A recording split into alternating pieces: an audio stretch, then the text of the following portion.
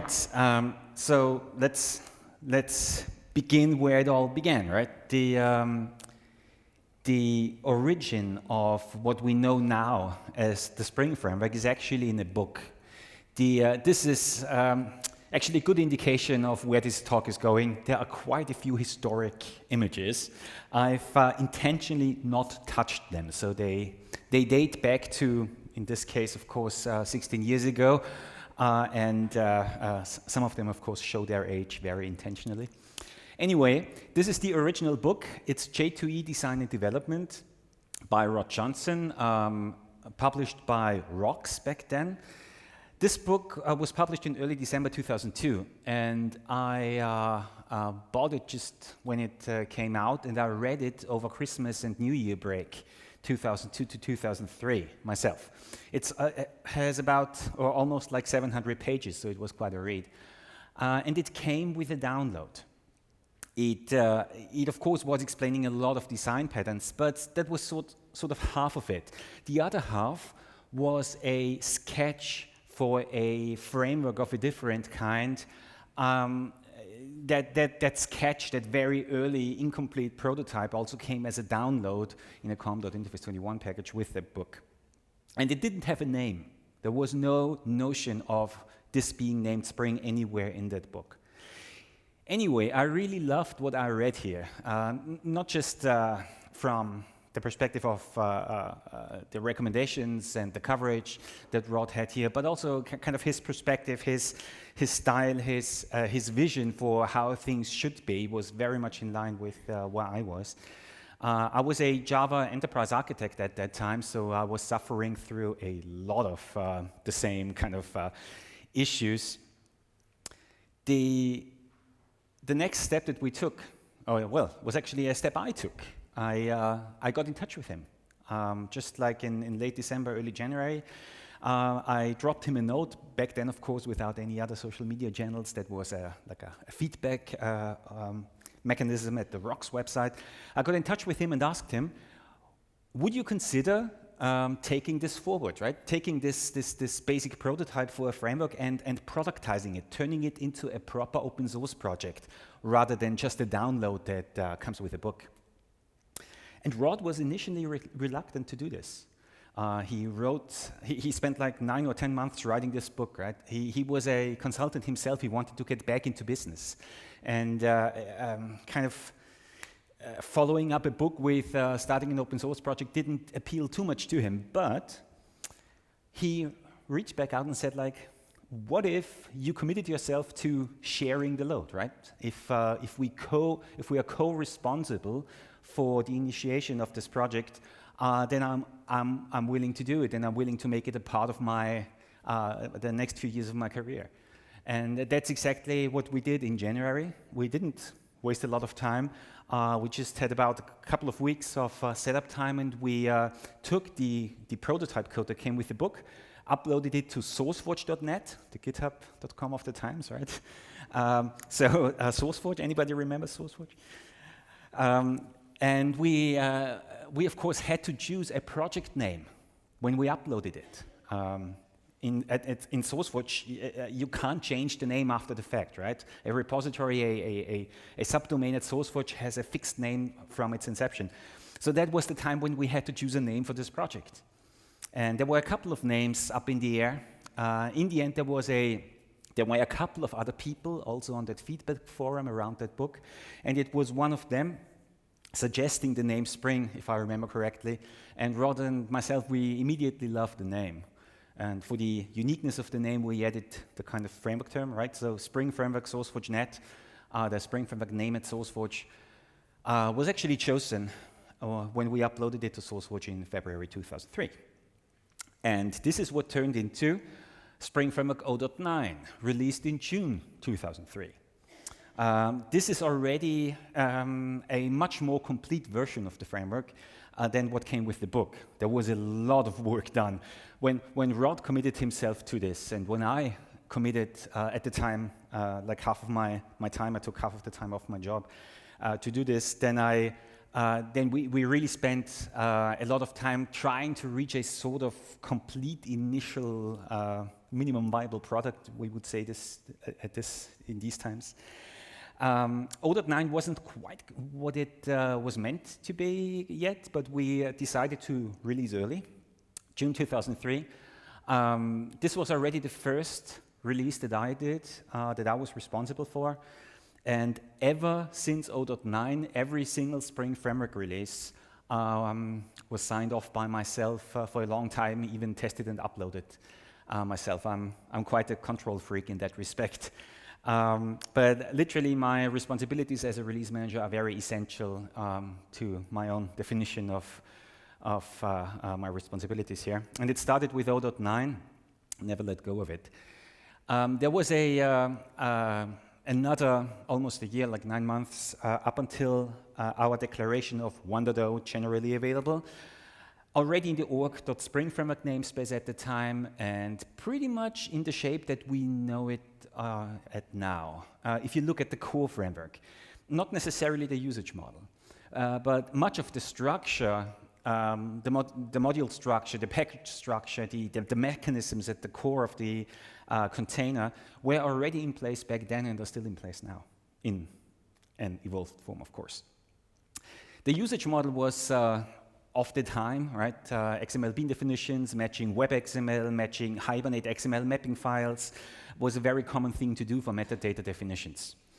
And in its immediate follow-up evolution in Spring Framework 1.2, we already started doing some transaction annotation support. Was actually the first thing we ever did in terms of annotation support was the transactional annotation. Little complex to set up at the time, but already built on JDK 5. So even if everybody out there in the industry was using JDK 1.4 at the time, we already started kind of embracing some JDK 5 features somewhat early on. Well, talking about the Java enterprise landscape of the time, there were already quite a few open source projects of immediate relevance, even up until today. So I'm dubbing this the Struts era here. Right? The Apache Struts was, of course, the web framework of the time, very, very popular. Of course, a reference point for what we were doing, and it was actually one of the things I initially had a look at, as I was very intimate with Struts' evolution myself when I started this. But Struts faded out over the years. But those projects did not. Tomcat, the early days of Tomcat at the time, Chatty, quite established already actually. Hibernate, dating back to almost the same inception point where Spring started, and what turned into the Eclipse Foundation, right? The Eclipse IDE. When we started this, Eclipse was just about getting started. I was actually an IntelliJ IDEA user and still am, so I saw Eclipse coming but never moved away from IntelliJ. My IntelliJ adoption predates the inception of the Eclipse IDE anyway. But this is actually quite significant. Just like Spring, all of those projects here have a lifetime of 15, 16 years and counting in the Java ecosystem. Which I find quite impressive for such a large setup, for so many projects to kind of make their way through all those times. Our book efforts, of course, continue. There was a second book, which I'm omitting here. The cover looked almost the same as the J2E design and development one, was called J2E Development Without EGB. Which I co-authored, so an immediate follow-up, an immediate pair to this book. But there was also a third book in the works, and this third book was already very Spring-centric. This was the first dedicated Spring Framework book that we did, professional Java development with the Spring Framework, covering Spring Framework 1.2. This was a bit of a tough one. All of the 5 authors in this nice little contrived photo setup up there, all of us spent a lot of time working on the open source project, on that book project side by side, and we figured this is not sustainable. It was the last book project we were involved in as authors. I believe this is actually true for all 5 of us. So we never ever were involved in a book project again. We changed course afterwards a little. We started supporting book projects in the ecosystem. We supported other authors in writing books about Spring, which makes much more sense. And our energy was focused on the open source development story itself. In parallel to this, we had a business going, a consulting business going. We needed to earn some money to sustain the open source development here. So we were all kind of a little challenged from several sides. In any case, when this book was done, the next big thing was the Spring Framework 2.0 effort, very much a collaborative team effort. We spent a lot of energy on not only doing the obvious, but also going out there, listening to what people tell us, what's missing, what would you like to have in a more convenient form. Spring Framework 2.0 is already very much a community effort, but it's also a sort of a little corporate sponsored effort already. We had a launch point, we had a countdown on our website when it went out, so there was almost a marketing campaign around it. So in that sense, it was already a quite professionally sponsored open source project. Still XML-based with schema namespaces, configuration convenience coming in through XML namespaces, but even more annotation support coming in. In its immediate follow-up, 2.5, a year later, we already started doing annotation-driven injection in almost to the full extent that we still support it today. And in particular, we started doing web endpoints, HTTP endpoint mappings in the web framework through annotations. The add-controller model, the add-request mapping model dates back to that time. 2.5, November 2007. It's actually quite early, and it's still in place today. So the story continues in and just taking a little bit more reach out there. It got broader. All of the portfolio got broader. We started embracing Groovy. We started working with the Grails guys. Our company back then, SpringSource, acquired the little company that ran Groovy and Grails soon after. The Grails as a Groovy-based web application framework is Spring-based, it still is. And we kind of co-evolved Grails with the core framework. We started co-evolving it at that time. We also had a much more professional marketing department, right? I already mentioned we had the Spring Framework 2.0 launch, and we had a new guy in charge of marketing, US-based, of course. Our company, Interface 21, was UK-based initially. It moved its headquarters to the US with our first round of venture capital with the Series A investment. So we had a US-based sales and marketing department. Now, what do US marketing guys do when they see a little bit of Java open source and kind of a competition between Java EE and Spring going on? They come up with metaphors, right? And this one I have very strong memories about still. This is a campaign led by our US marketing. It was called Weapons for the War on Java Complexity. So these, of course, are Spring battleships, right? Probably can't read this properly. So those are named Spring. Those are TC Server tanks. TC Server was our Tomcat distribution with commercial support around it. And these are DM Server fighter planes. DM Server was our OSGI-based runtime environment, which we donated to the Eclipse Foundation, and it now lives as Eclipse Virgo. Those were surrounding projects of the time, in particular by SpringSource in terms of its corporate offering that had support options attached to it. But, you know, Complexitania attacked by Spring battleships and like TC Server tanks, and how could you, right? It's when we saw that campaign, when I and other European stakeholders of ours saw that campaign for the first time, you may imagine what we felt like, right? It's sort of like, okay, could we just roll this back and kind of, do what you want in the US, but please don't turn this into a global campaign. From a European perspective, these metaphors we start cringing basically when we see this.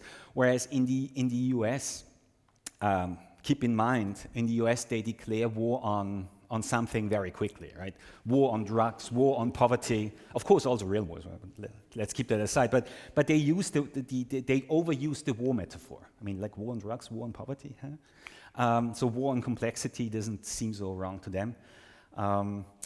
Anyway, let's get over this one. The Spring portfolio grew quite a bit. We moved from essentially a single core open source project with just a few satellite projects around it to an ecosystem arrangement where several high-profile projects started evolving around it. So Spring integration started in 2007. Spring Webflow was very popular at the time. It's still very much in use today, maybe not for new application development, but still there was a lot of value and a lot of community reach gained by several other projects around us. Spring Web Services, SOAP and Whistle at the time, all of those projects still exist in some form. We even had Spring Roo, which was a kind of SPECJ code generation based sort of predecessor to what we now know as Spring Boot. We had our attempts of kind of entry point frameworks of an easier getting started experience, even in those early days. We had an Eclipse distribution already called Spring SaaS Tool Suite that still exists in a different form right now. So there's a lot of stuff going on around the Spring framework. Spring is still in this position of being the Spring framework itself, of being the heart of an ecosystem right now, of course. But we already live in an ecosystem arrangement for more than 10 years. So all of these things, and in particular the whole ecosystem character of it all, was a strong inspiration for Spring Framework 3.0. In Spring Framework 3, we started moving some features from external, from portfolio projects back into the core framework. Well, we moved Java config into the core framework. We had the spell expression language. There were a couple of things that came in right at that point. Previously developed in sort of external projects that weren't a full part of the supported product portfolio, and they moved back to the framework at the time. Spring Framework 3.0 also brought a sort of further reinvention of Spring MVC, of the web layer, where first-class REST support came in.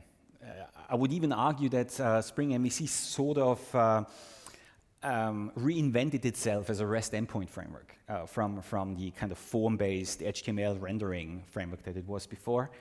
Fortunately, most of the infrastructure underneath wasn't particularly focused on form binding or HTML rendering to begin with, so almost all of the abstractions are still in place from the early days to the kind of REST days to the kind of modern day web layer we have today.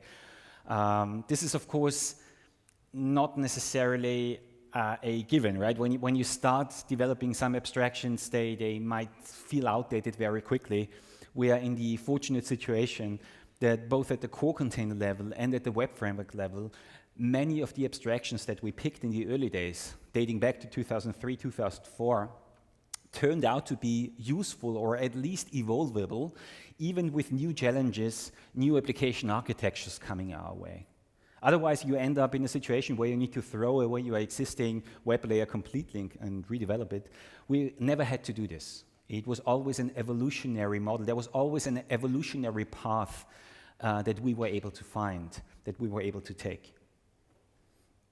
So Spring Framework 3.0 was, of course, already a very popular framework out there. The 2.5 line was very, very popular already, very long-lived, although we tried to end it in 2008. I just learned recently that people out there are still using Spring Framework 2.5.6 based applications. A release that is almost 10 years old now. Just count the security vulnerabilities in that one, right? They really should upgrade at some point. But this is very much the case today. Spring is in so many places, in so many setups. Some newer features, some newer revisions, even some security fixes might matter in some scenarios and not in others. So it's totally up to you, to all the application architects and deployers out there. In the end, it's not in our hands when you upgrade. We can just give recommendations.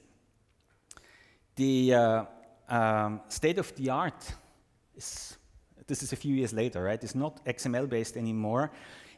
This is basically state of the art as of 2009, where the annotation based model is very much established the way that we still know it today. So this kind of annotation based component and configuration model in Spring is in place for almost 10 years now. It actually started in late 2007. But literally the core features from back then, they date back to 2009 as we can see it here. Configuration classes, the add configuration classes with add bean methods, they date back to 2009 as well, when we merged the Java config project into the core framework. Many of those things turned out to be very popular and very long-lived. They are still the mainstream usage model today. We had other inspirations in the meantime.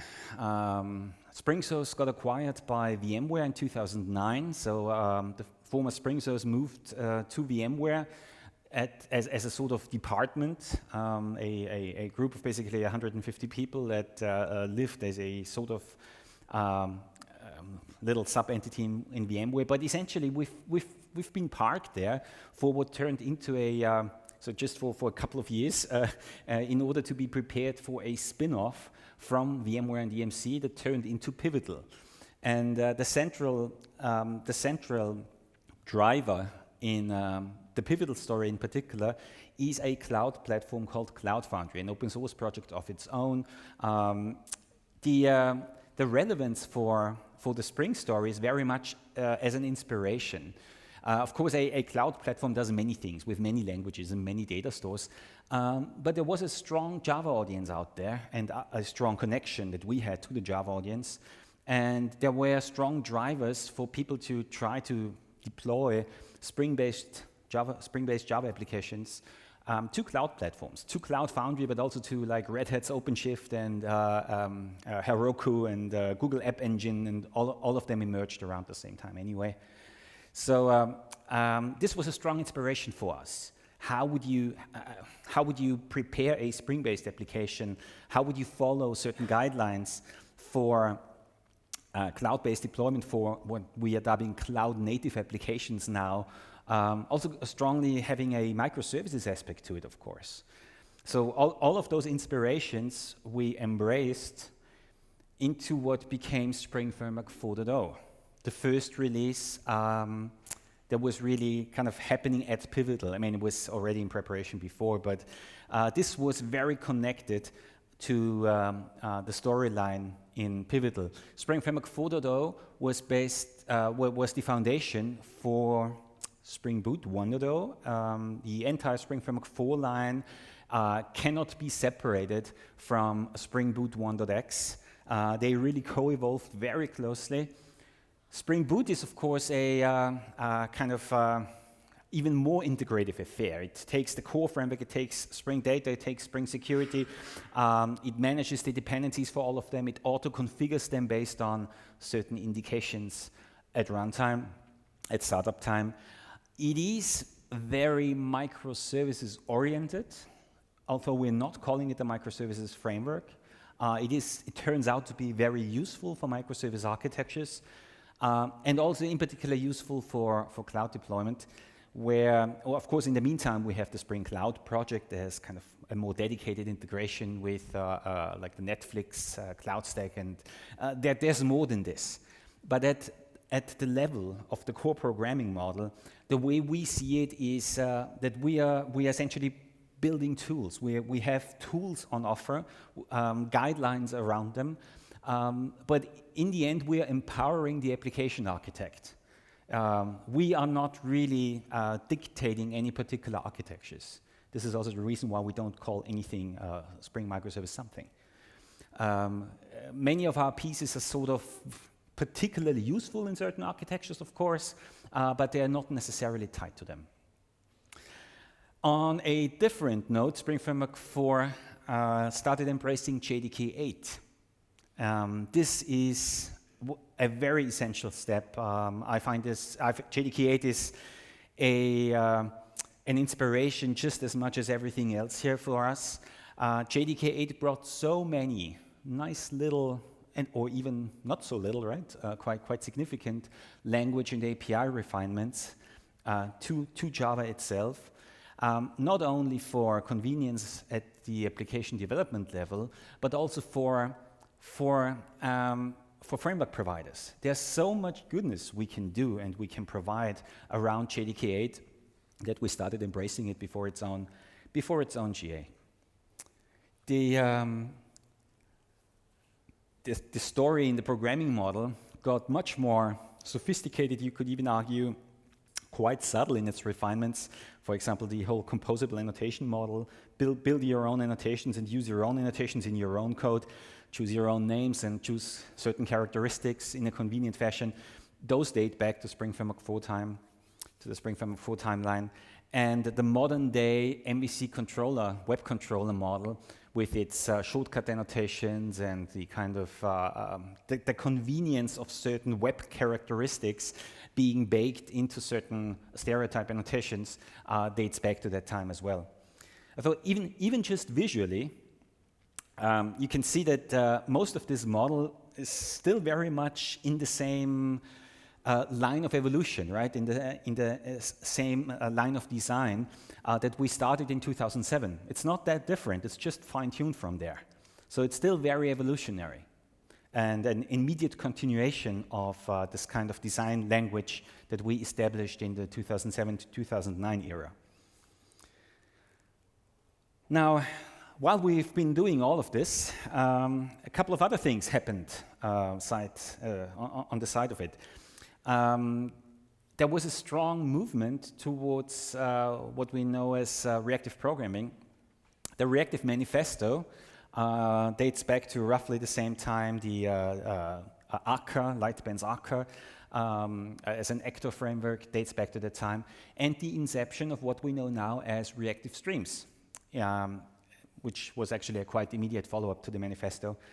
I mean, I confess I don't like manifestos, but this one gets at least a couple of terms right, like responsiveness and resiliency. The trying to build web architectures with different characteristics in high load in scenarios, in unusual scenarios. Keep in mind that in the Java world, everything is servlet based. We've been basically building web applications ever since '99 with the servlet model, an abstraction that dates back to something called CGI from the late 90s. Basically a sort of, here's a web request and now here's a process and now do your thing, build a response for it. And the servlet model was already quite nice, right? There's a lot of reuse, you had the same JVM setup, you had a new thread attached to each request.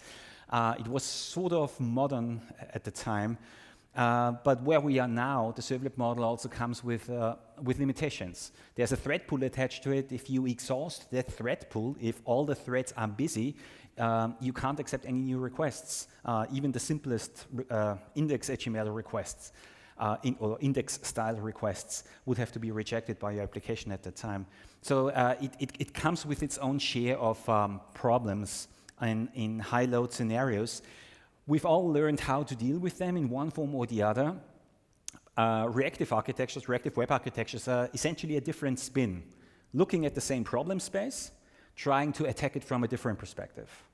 In building web architectures that accept a request, have a callback-based pipeline that knows how to process that request and arrive at a response. This different line of thinking, right, around how to process web requests turned into what we know now as Spring Web Flux, as the Reactive Web Framework in Spring Framework 5.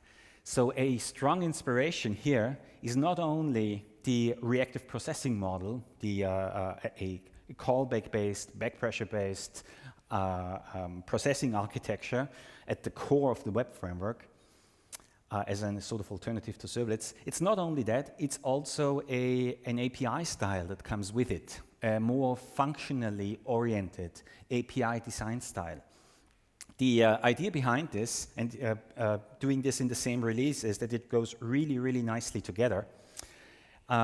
We are basically setting up and challenging the framework from a perspective that it didn't have to deal with before. So from a framework design perspective, we basically put ourselves out of the comfort zone. There was Spring Framework 4 with a strong annotation-based mainstream usage model, server-based web architecture, server-based Spring MVC, all fine and great, right? Very popular. Now, we didn't really have an immediate pressure to do anything about it.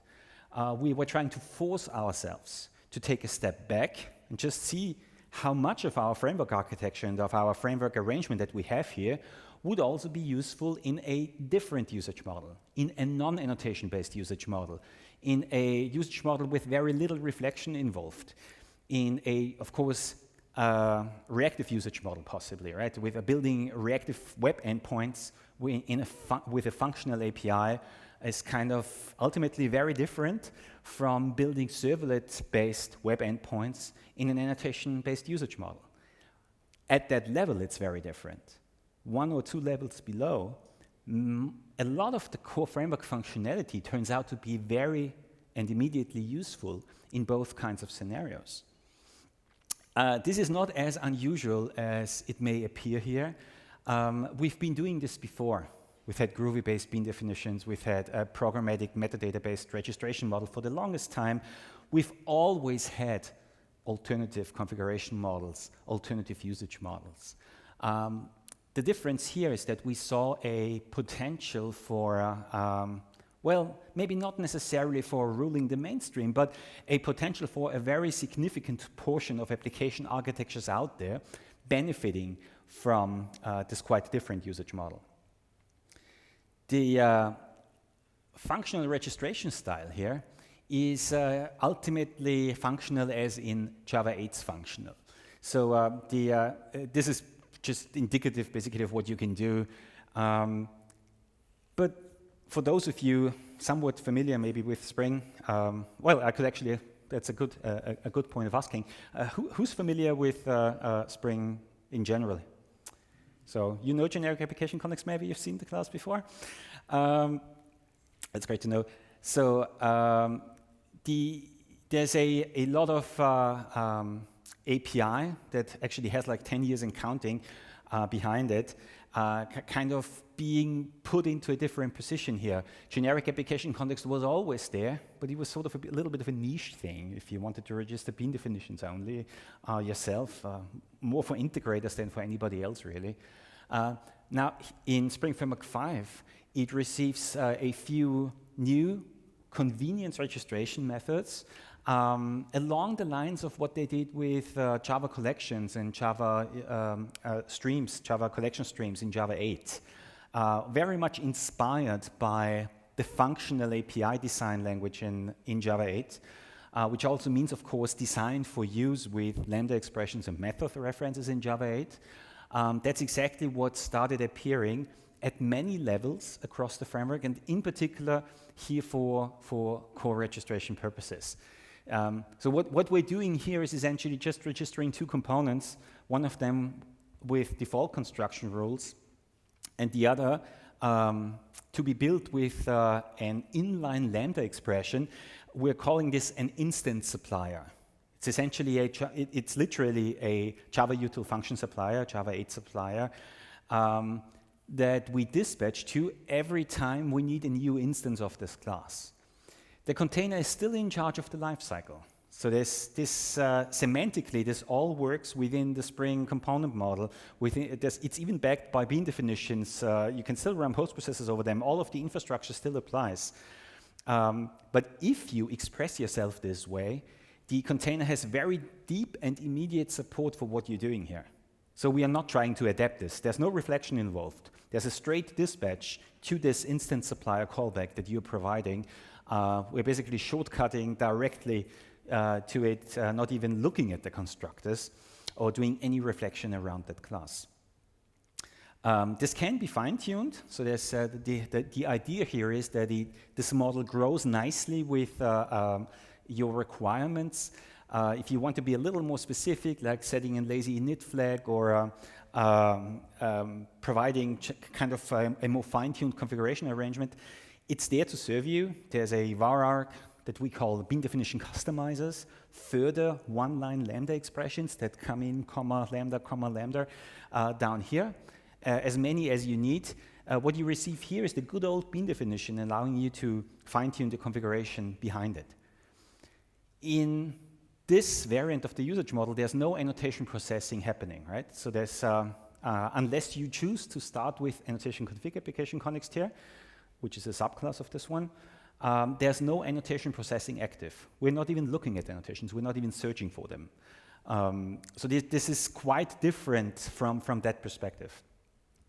The idea here is that for a very minimal controlled arrangement with just a number of components, maybe not 2, but say a dozen components, right? 10, 12, 15 components. For those kinds of setups, you may still be able to express yourself on one page on the screen. No external metadata, no class level metadata either, unless you choose to do so.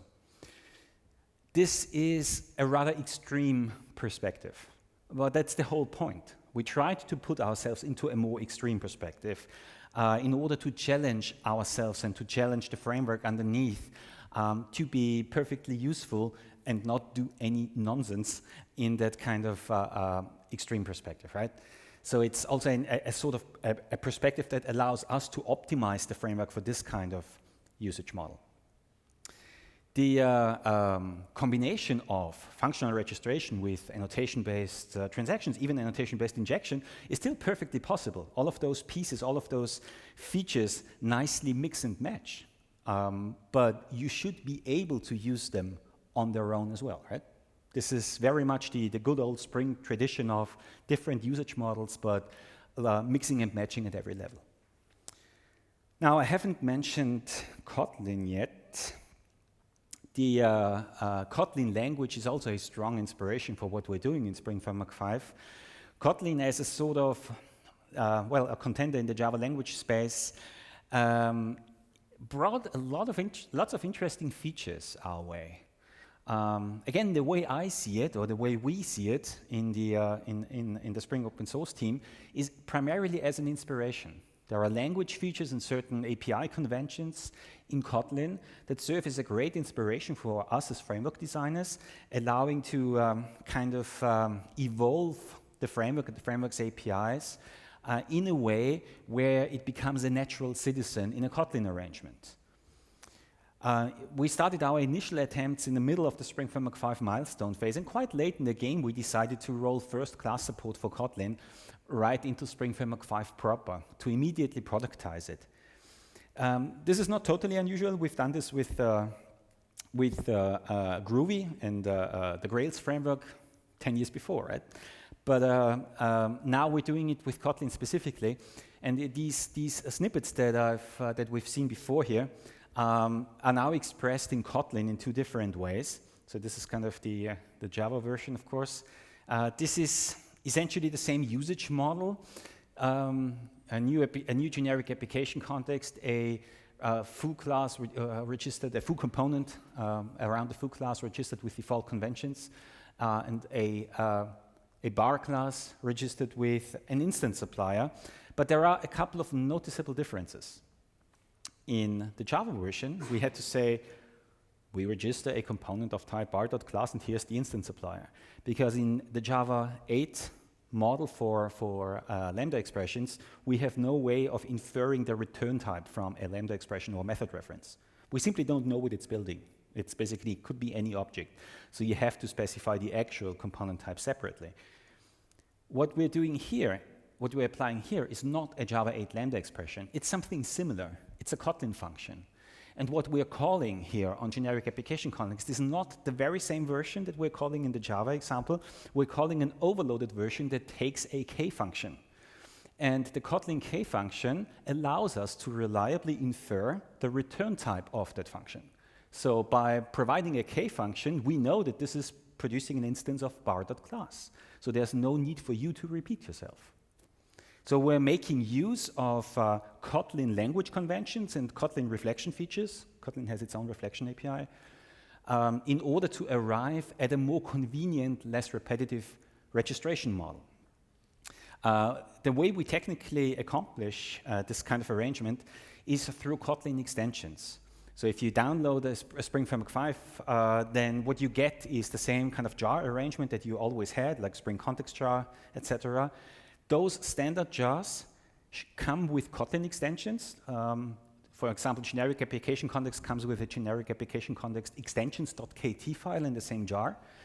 The Java compiler totally ignores that file. It doesn't even take any notice of it.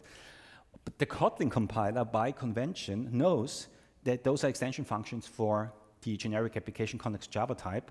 So if you consume our Spring Framework 5 version of generic application context through the Kotlin compiler, you have an additional methods showing up on the same type, additional overloads that you can use here. This is essentially what we're doing. A very fine-tuned version of evolving generic application context. This is only the foundation of it. There's a slightly higher level Kotlin DSL built around it. We have a new project called Spring Foo trying to go even further for essentially Kotlin-based, more microservice-oriented architectures with a few endpoints. But this is the foundation of it all. This is also a little twist, not too important for our storyline today. This is essentially the same code, but making use of Kotlin language variations. By inlining the register bean calls, we're just making use of Kotlin conventions. We're calling the very same methods as before, but the Kotlin compiler allows us to express ourselves this way. And the other difference is the inline generics. Kotlin has refined generics, so if you specify, according to the Kotlin conventions, a generic type here, we can also reliably infer that generic type. You don't need to pass it in as an argument at all. We basically know what you mean. You specified the target type through a Kotlin generic. My little name here, this Gradle style, that's not an official name. So Gradle style usage is just my own personal name for this, because as you may know, the Gradle build tool has a Kotlin DSL. It has a Groovy DSL traditionally, it has a Kotlin DSL as well now, and the Gradle style DSL has sort of a similar feeling to it, the Gradle DSL. It's essentially just a Kotlin language feature applied. So much for the functional parts. A quick note about the whole deal with Web Flux and the reactive web stack. The way we chose to evolve what turned into Spring Framework 5 wasn't so obvious when we started. Imagine we have Spring Framework 4, we have the servlet-based web stack. We are trying to allow for reactive web architectures. What are we trying to do? Are we going to refactor Spring MVC? Are we going to introduce abstractions that serve for both the servlet-based and the reactive world?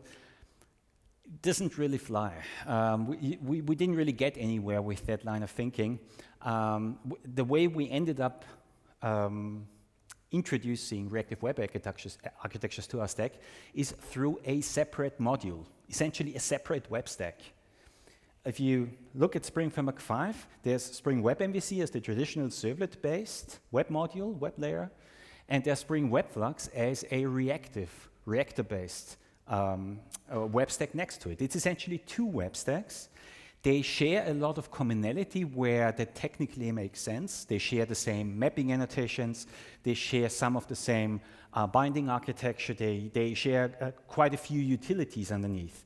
But they are quite pure in their servlet-based nature and in their reactive nature. We're trying to allow both stacks to expose the underlying features, the underlying strengths, the underlying power of their co-abstractions very immediately, not being constrained by extra abstractions along the way.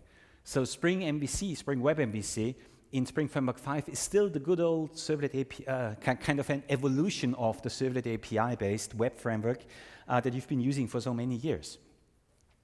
The parallel Spring Web Flux stack is kind of a different web architecture with a Spring feeling in its usage model, but different conventions, different trade-offs underneath the covers. There's no servlet API here. There's a reactive streams-based abstraction based on a core reactive library called Project Reactor, which is essentially a kind of modern-day server-oriented variant of RxJava, where the Reactor team is largely at Pivotal. It's kind of a sister project of ours. And we adapt web kernels, core HTTP engines underneath the covers for it. So a traditional Spring MVC stack runs on a servlet container like on Tomcat or Jetty or WebSphere or whatever. Spring Web Flux can run on Netty as kind of the most powerful networking stack we have out there in the Java industry. But it can also be adapted to, say, Tomcat, Jetty, and Undertow, to the core HTTP engines in Tomcat, Jetty, and Undertow. So over here, we're not using Tomcat and Jetty as servlet containers. We're using them as web servers. And web servers are naturally capable of working in a sort of reactive architecture, because if you look at it, it's really the servlet API that is the unusual abstraction. Underneath the covers, the networking stack, operating system I/O, socket-based programming, all of those things are asynchronous and callback-based by nature. The servlet API is the unnatural abstraction. A very convenient one, we got used to it, many strengths, same thread attached to the entire request. It has its benefits, of course. But reactive streams is a sort of a more direct binding to the way that the underlying network architecture works. So, of course, this is a much larger topic. If you'd like to hear more about the motivation behind this, there are some great talks by my colleague Rosten Stojankiev on YouTube about this, about our motivation and our design approach here. Just to wrap this all up, just a selection of impressions. This is a web controller with reactive endpoints. Look at the design language. Still looks very much like a Spring MVC controller, but it isn't. It returns reactive streams publishers. The Flux is a publisher variant from Project Reactor for a stream of elements, a reactive stream of elements. Mono is a single element or none, capable of producing it whenever needed. It's basically a pipeline for building the response body, whenever the stack at runtime is ready to build it. So those methods don't actually process a request. They return a recipe for how to process the request. And it's the runtime system, the reactive runtime system, in charge of triggering the next step in that processing pipeline whenever the network setup is ready, whenever data is ready, without ever blocking a thread. It's a totally non-blocking architecture, back pressure driven in the sense that it knows when that it basically knows when new data arrives. There's a degree of flow control between the different components of the stack built into it underneath the covers. And as you may have imagined, there's a functional version of it as well. You can register the same endpoints, expressing yourself with an RxJava-like API, building endpoints, and programmatically registering them with a target HTTP engine. This is now quite different from what you would think of as like a Spring Web endpoint. So in the end, we took this quite far. All of this is already in Spring Framework 5.0. We are at Spring Framework 5.1 in the meantime, got released just a couple of weeks ago. So where you can, of course, you can choose to keep using Spring Framework and Spring Boot in particular the way you used to use them, right? The annotation-based model is still the mainstream component model. The annotation-based web endpoints with Spring Web MVC on the servlet stack, this is still the mainstream usage model. But now, as kind of an option, a tool in your toolbox, you can choose to use functional registration. You can choose to use a reactive web stack instead. within the same framework arrangement with a lot of commonality. So we're really trying to lower the bar for entry into alternative usage models, but we're also trying to make them part of the same story, so that you're not choosing between a traditional servlet-based framework and some totally different framework. For reactive architectures, you can basically use variants of the same framework for any variant of the stack that you choose. So this is our way of evolving the framework into the modern times. Quite exciting modern times, I may add here, because a lot of stuff is happening around us at the moment, but we're up for the challenge, right? We've already been evolving this framework for 15 years, almost 16 years and counting, and we are very much up for the challenge of making it ready for the next phase of evolution. This is basically a continuation of what we started in Spring Framework 5 over the next few years. All right, this is pretty much the storyline I had for you today. So thanks for your attention. So far, if there are any questions, I'm happy to take them. You may have asked them on the app. Yeah, or just come up here to the stage. I'm around, right? If you want to have any conversations around this. Whether you've already been familiar with some parts of this story or not, I hope you enjoyed a little bit of a trip down memory lane, and at the same time maybe also seen the way we are going to handle the immediate future for what's coming in spring here. Thanks.